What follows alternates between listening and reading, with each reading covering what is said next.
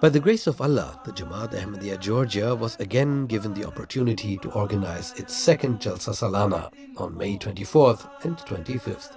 By the permission of Hazur Aqdas, may Allah be his helper, the theme of the Jalsa was Allah is the light of the heavens and the earth.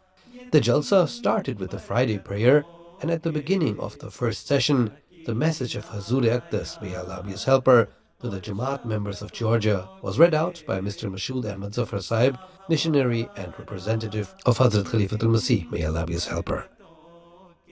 This was my first Jalsa.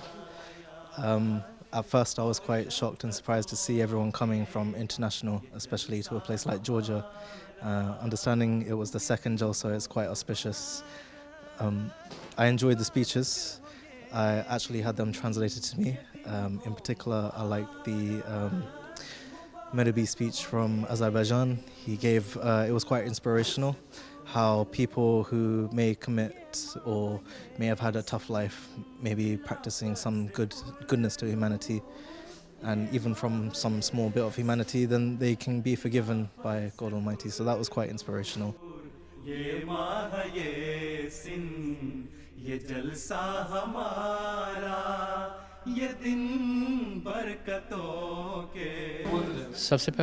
First of all, it is a blessing from Allah, whether it is a Jalsa of a big Jamaat or a small one.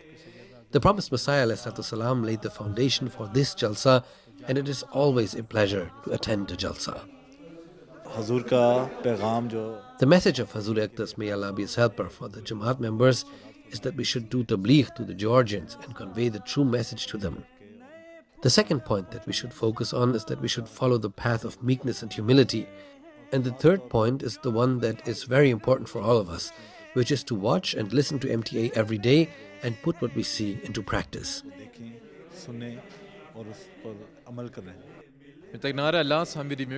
By the grace of Allah, we have been given the opportunity to organize the second Jalsa Salana here in Georgia.